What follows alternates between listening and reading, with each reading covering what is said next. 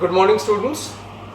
As a continuation of the previous class where I talked about the classification of different reflexes, we will continue the same reflexes today. Now, so far as the classification is concerned, I talked about four types of reflexes. One is the clinical, second one is the anatomical, third one is the physiological, and the fourth one is the inborn or acquired. Perhaps you can remember. Now we shall concentrate our discussion on the clinical reflexes. Clinical reflexes. This is very important because in your clinical side as well as in our department, you shall have to have a very clear cut concept regarding the clinical reflexes. Now, in the clinical classification, as you can remember, it was superficial, deep, visceral, and pathological.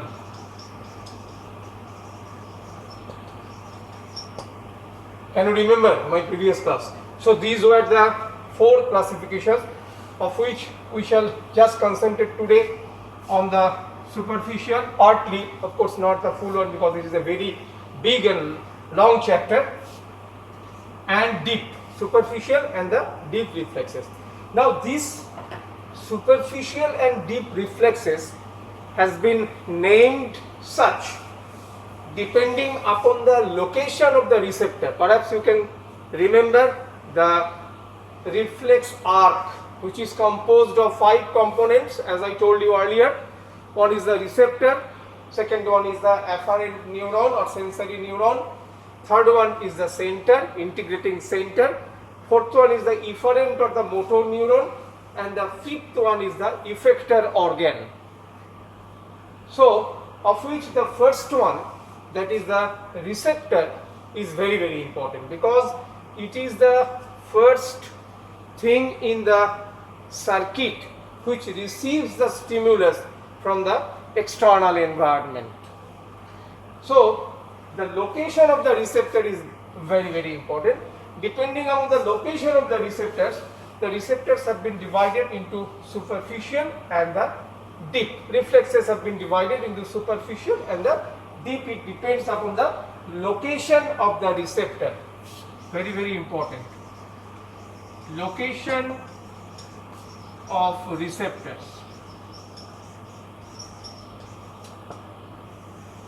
If the receptor lies superficially means beneath the skin and the mucous membrane, or lies deep into the tissues, that is in the deeper structure like the muscles, joints and the other deeper structures.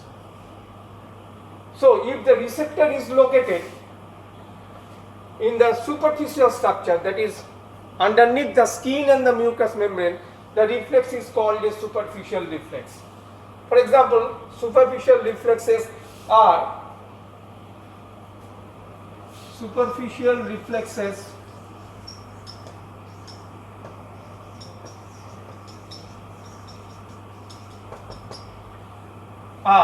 plantar reflex,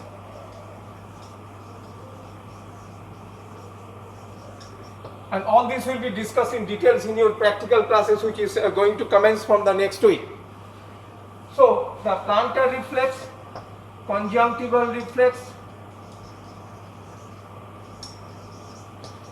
corneal reflex, abdominal reflex, and all these things. And here you can see one thing very clearly, that this is the plantar reflex which is elicited underneath the foot, that is in the sole of the foot, and the receptor lies just underneath the skin of the sole of the foot.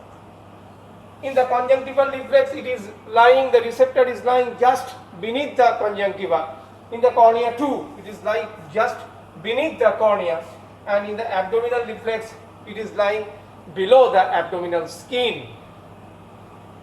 So according to the definition of the superficial reflexes, it is satisfying the conditions. That is, the receptors are lying in the superficial level, either beneath the skin or beneath the mucous membrane. So that is at present all about the superficial reflexes. We will go into the circuitry later on whenever we will be learning the upper motor neuron and the lower motor neuron. These are altogether different chapter. What I will concentrate today is on the deep reflexes. Very, very important. So we will concentrate on the deep reflexes today. Now, before going into the discussion of deep reflexes, one thing I should remind you regarding the skeletal muscles. Whenever in our earlier classes we were being taught about the skeletal muscles, the two important parameters of the skeletal muscles were considered with due importance. What are those? Skeletal muscles,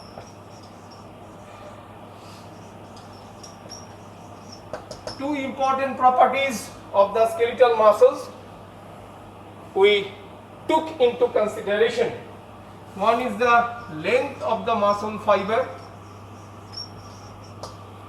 one is the length, another is the tension in the muscle fiber. Can you remember? Length and the tension. These two properties of the skeletal muscles are very, very important, because at any cost the system tries to maintain the length of the muscle fiber and control the tension built up in the muscle fiber during muscular contraction. So these two important parameters are maintained by different reflexes which belong to the deep reflexes. Now, after this part of the discussion, for the future discussion, we can name the whole discussion as regulation of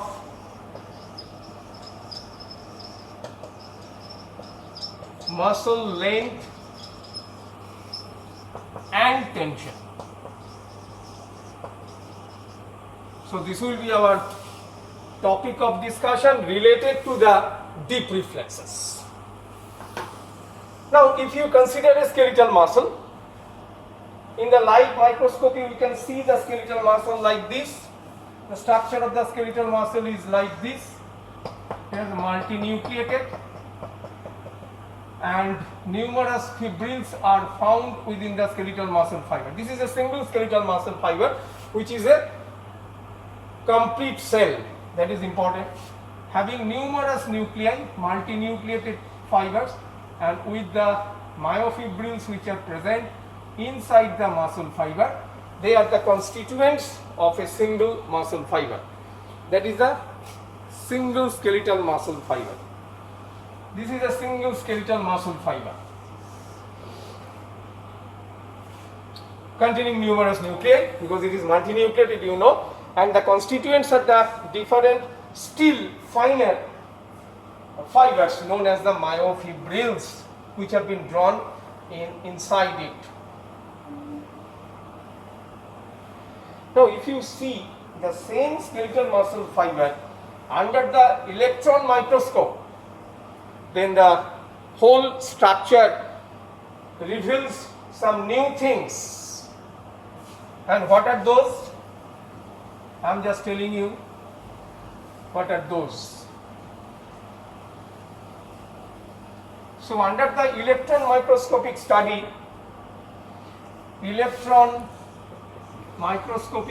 or EMS, electron microscopic study, we can see that a single skeletal muscle will be looking like this.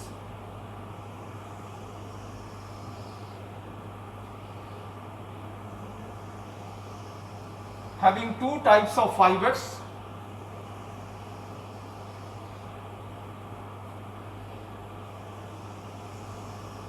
These black fibers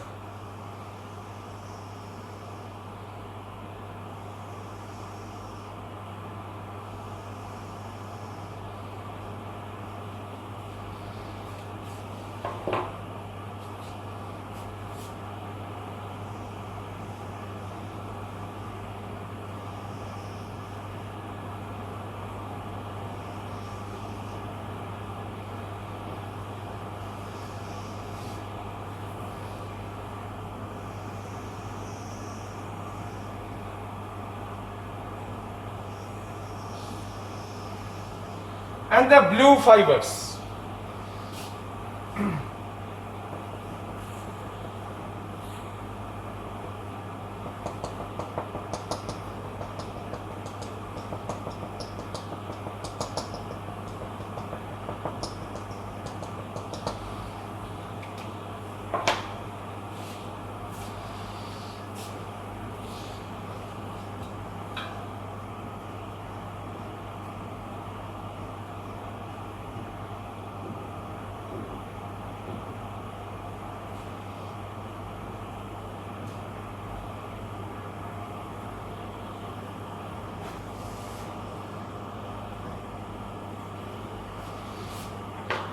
So the black fibers and the blue fibers. The blue fibers are lying within the belly of the muscle. That is the deepest part of the muscle.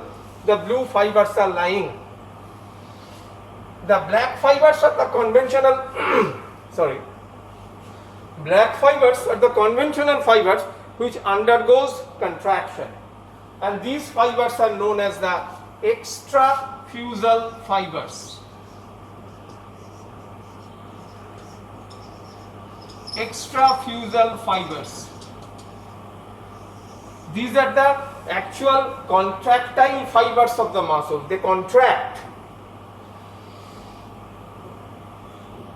But at the deepest part of the muscle belly, there lies an important structure which have been drawn in blue, having two chains.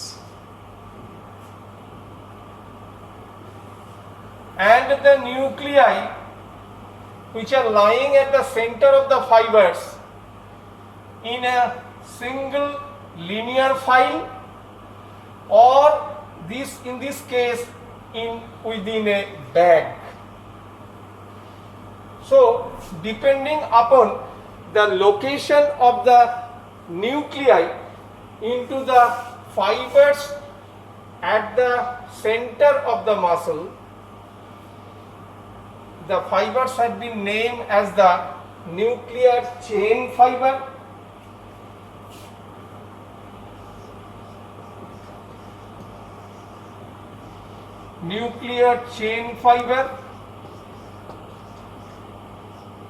and as this is a bag, so nuclear bag fiber.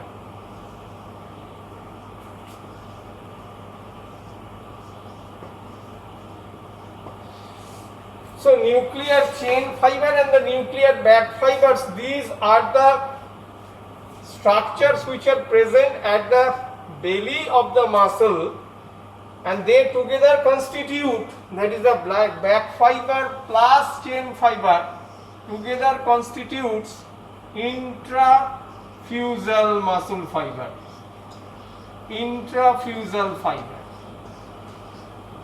So this is the extrafusal, which are the contractile muscles, fibers of the muscles, and this is the central specialized fiber having two fibers attached to each other at the corner of the muscle fiber, along with its attachment with the nearer extrafusal fiber. This junction is very, very important.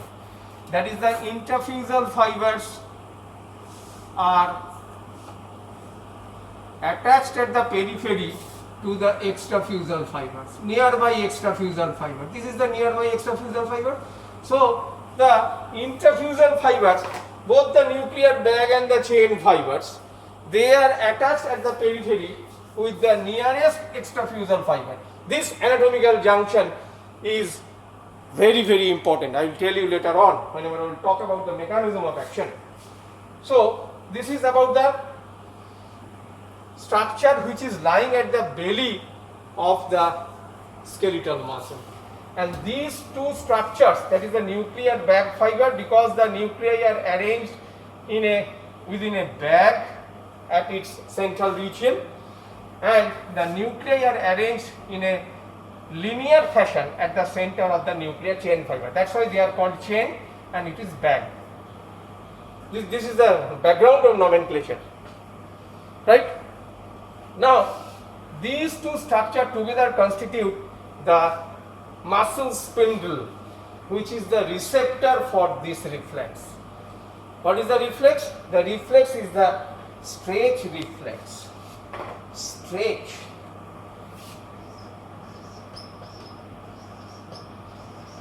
Stretch reflex. The most important reflex whatsoever in clinical neurology is the stretch reflex. And as each reflex must have a receptor at its initiation, the receptor for this stretch reflex is the nuclear bag fiber plus nuclear chain fiber, also known as the interfusal fiber or muscle spindle.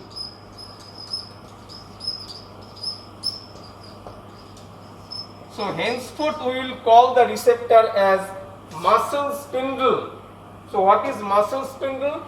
This is a receptor which is located inside the belly of the skeletal muscle, having two components, nuclear bag fiber and the nuclear chain fibers, collectively known as the interfusal fibers, and these muscle spindles serves as the receptor for a very, very important neurological reflex, that is the stretch reflex.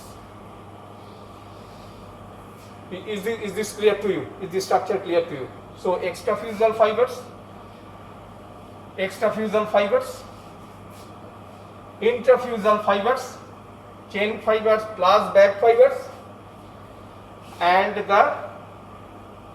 at the end both these interfusal fibers, that is the chain and the bag fibers, are attached to the nearby extrafusal fiber. This anatomical junction is functionally very, very important.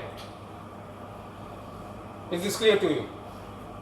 Now we shall go for the striations at the end of the interfusal and the interfusal fiber, that is the nuclear chain fiber. You have seen these striations. Here also you have seen the striations. These striations means the muscular elements are there at the polar regions or at the peripheral regions of the nuclear bag fiber and the nuclear chain fiber. And then you see the central region or the equatorial region is devoid of any muscular structure. It is fully elastic in nature and has got the stretchability, property of stretchability or compliance. So once again I am telling, these striations suggests the presence of muscular elements at the peripheral parts of the nuclear bag and the chain fibers, and at the center there is no such contractile elements or the muscular elements. Only the elastic fibers are present at the center, along with the nuclei arranged either in a linear fashion in case of the chain fibers or within a bag in case of the bag fiber. Is this clear to you? The structure which have been drawn over here, I have explained each and every part of the structure. So these muscle spindle serves as the receptor for the stretch reflex. Now what is stretch reflex? A stretch reflex is a reflex that whenever a skeletal muscle is stretched by any means, either mechanically or neurally or by any means, whenever a skeletal muscle is stretched, it contracts. Why? Because during the stretching, if the stretching is excessive, there may be tear of the muscle fiber. And to protect that muscle fiber from getting torn, this reflex immediately starts operating. That is, the stretched muscle fiber whenever it is stretched, it responds by contraction so that the muscle length becomes shorter and regains its optimal level, so that there is no catastrophe, there is no tear of the muscle fiber due to excessive stretching. So this regulates the length of the muscle fiber. As just I was telling, that this chapter is concerned with the regulation of the muscle length and the muscle tension. So regarding the muscle tension, I will talk in my next class. Now today only I will talk about the nerve supply of these receptors. Very, very important. Perhaps you have got the concept that whenever we are talking about any sensory receptor, it must have a very good and well organized nerve supply. Why? Because according to the definition of the reflex arc, as I told in the first class, that the reflex arc from the receptor, the sensory nerve fiber will commence. So, say for example, if this be the receptor, from which the sensory nerve commences, goes to the center, that is in the spinal cord, after relaying in the dorsal root ganglia, makes a synaptic connection, and the efferent motor nerves come to the effector organ. But whenever the sensory neuron is concerned, that at its end it is modified to form the receptor. So this is the sensory receptor, any sensory receptor in our body. So also the muscle spindle, though it is lying within the muscle belly, it is a sensory receptor, no doubt. What does it sense? Stretch. It senses stretching of the muscle fiber. Now whenever you are stretching the extrafusal fiber, as a result of anatomical continuity of the extrafusal fiber with the interfusal fiber, there will be also stretching of these interfusal fibers, both the nuclear chain and the back fibers. So as a result of it, there will be elicitation of the reflex, which will lead to contraction of the extrafusal fibers, so that the length of the muscle fiber is maintained. Is this clear? This part is clear, I think, the receptor part. So what are the receptors? Sensory receptors, by definition, they are the modified endings of the sensory neurons. So these are the modified endings of the sensory neurons. So it must have a nerve supply. So let us consider the nerve supply of this sensory receptor or the muscle as a whole. Now, for example, if this be the spinal cord,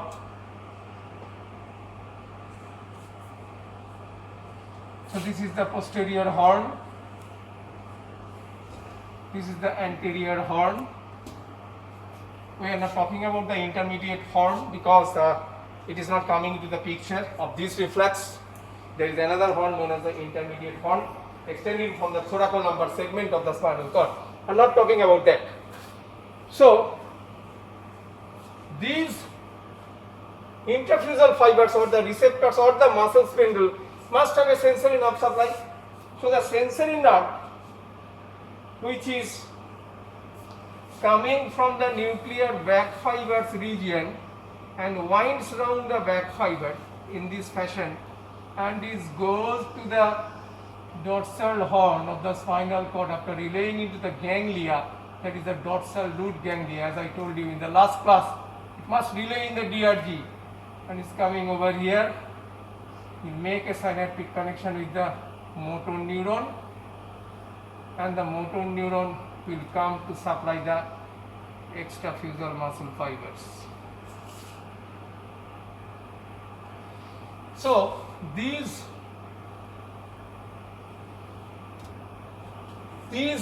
sensory nerve fiber, which is commencing from the equatorial region or central region of both nuclear chain fiber and the back fiber, is known as the 1A afferent.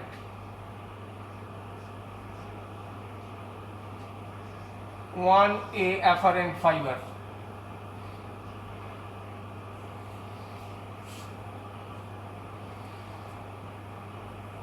right?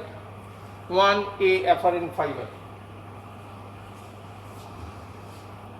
There are another nerve fiber which is commencing from the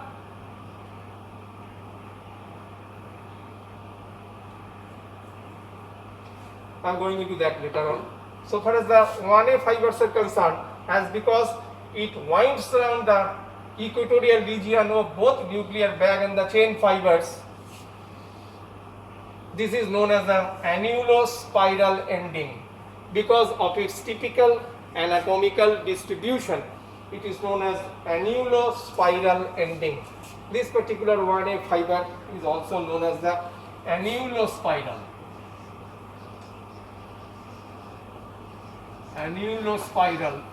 ending. Now another fiber similarly arises from the peripheral part, or rather to some extent from the peripheral part of the central nervus of the nuclear chain fiber. Peripheral part of the nuclear chain fiber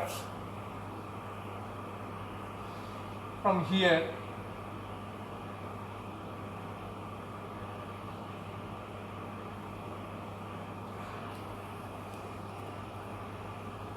and goes in the similar way as that of 1A fiber to make a synaptic connection with the alpha motor neuron, same alpha motor neuron, and from there the fibers are coming to supply the extrafusal fibers. So this second type of sensory neuron or afferent neuron, which is arising from the nuclear chain fiber, it was from the central region of the nuclear bag and the chain fibers both. It is only from the nuclear chain fiber to some extent in the peripheral region, not at the center. So this second set of sensory neuron or afferent neuron is known as the 2 afferent. All these are Roman 1A and Roman 2. So these are the sensory neurons for the muscle spindle. The 1A afferent is coming from the central or equatorial region of both nuclear bag and the chain fibers, whereas the 2 afferents are coming from the nuclear chain fiber only to some extent at its periphery, not exactly in the center. Clear?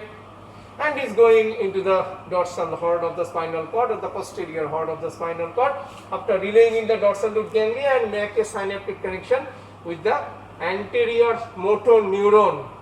This is the anterior motor neuron or the alpha motor neuron. Alpha motor neuron. Right?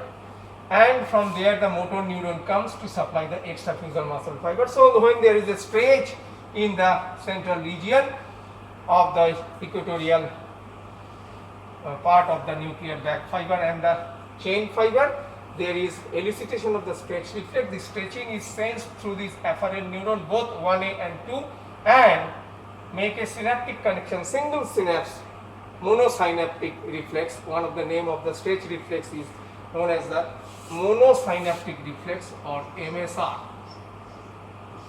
because it makes a single synapse in its pathway, and that synapse is between the afferent sensory neuron of both 1A and 2 fiber with the motor neuron present in the anterior horn cell, and from there the efferent is coming to supply the extrafusal muscle fiber. So whenever there is any stretching of the muscle, either mechanically or neurally, what will happen?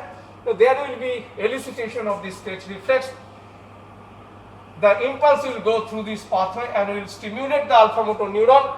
The alpha motor neuron will send impulse to the extrafusal muscle fiber, and there will be contraction of the muscle fiber. And as a result of the contraction, there will be relaxation of the central stretching and the reflex will stop.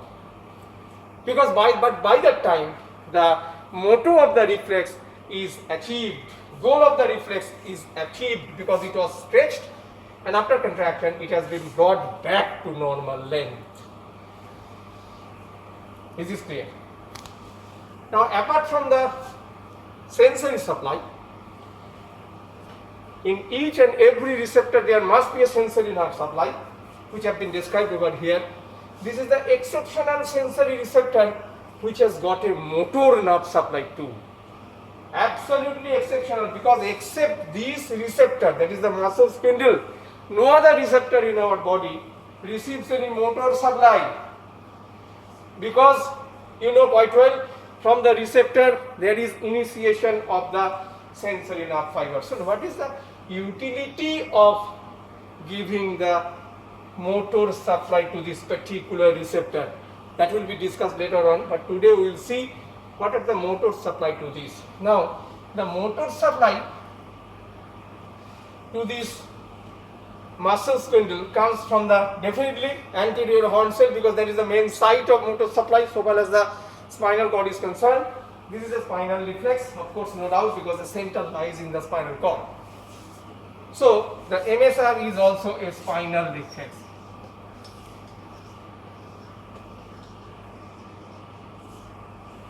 I am just analyzing and then giving the nomenclature, not the nomenclature first followed by analysis. The analysis first, which leads to the nomenclature. That is very, very important. So, as because it is a spinal reflex, the center must lie in the spinal cord. Apart from the alpha motor neuron, you know quite well, there is another motor neuron in the anterior horn cell of the spinal cord, which is the gamma motor neuron. So, alpha is there. I am drawing in another horn for the clarity, and the gamma is also there.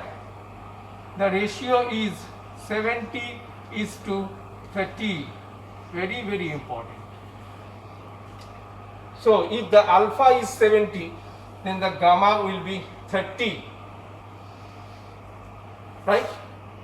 Now, the function of the alpha motor neuron is quite clear, that it supplies the extraphysial fibers of the skeletal muscles, no doubt, throughout the body. But what is the function of this gamma motor neuron? As because it is a motor neuron, it will have to supply a motor structure. So the fibers from the gamma motor neuron, they come to supply the muscle spindle. What is the significance of this motor supply to a receptor, which is nothing but the modified endings of a sensory nerve fiber? What is the utility, or what is the significance or importance of supplying a sensory receptor with a motor fiber? I will discuss in my next class. Now, for the time being, you know what are the gamma motor fibers supplying the muscle spindle. Now, the gamma motor supplying the muscle spindle are coming from the gamma motor neuron. They are coming from the gamma motor neuron, and we supply the muscular region of the nuclear back fiber and the muscular region of the nuclear chain fiber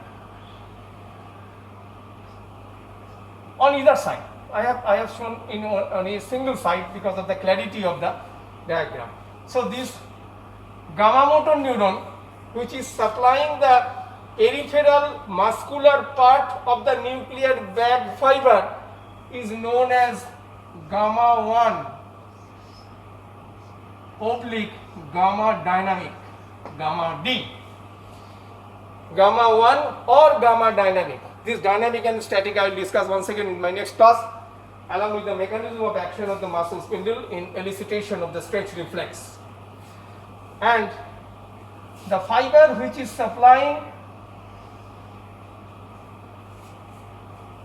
the muscular portion of the nuclear chain fiber is obviously gamma 2 or gamma static.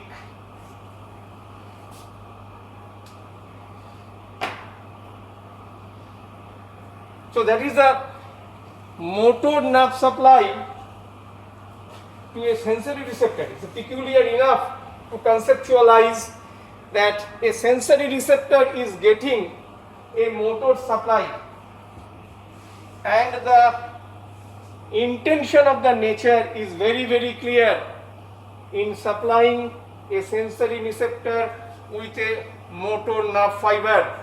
I will discuss that thing in my next class. So what is altogether happening over here?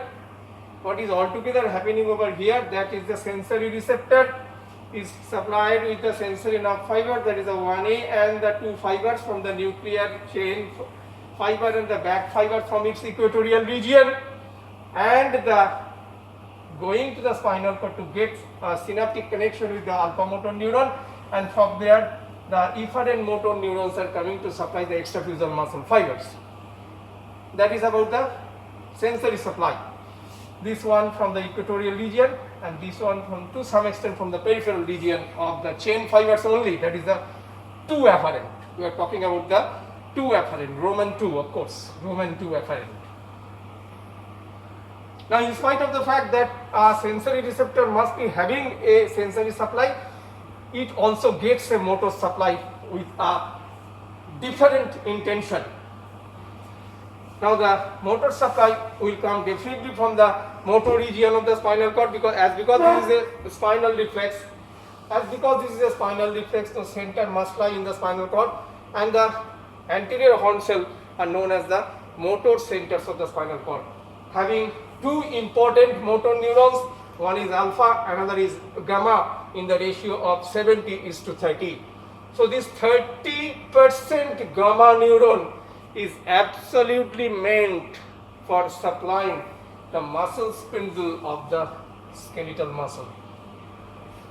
Very, very important. What are the fibers which are coming? From the gamma motor neuron, one type of fiber is coming directly to the muscular portion or the peripheral portion of the nuclear back fiber, this one, and another is coming to the muscular portion of the nuclear chain fiber. The one which is coming to the back fiber is known as the gamma 1 or gamma dynamic. The one which is coming to the chain portion is known as the gamma 2 or gamma static. So that's all about today. We will continue in the next class.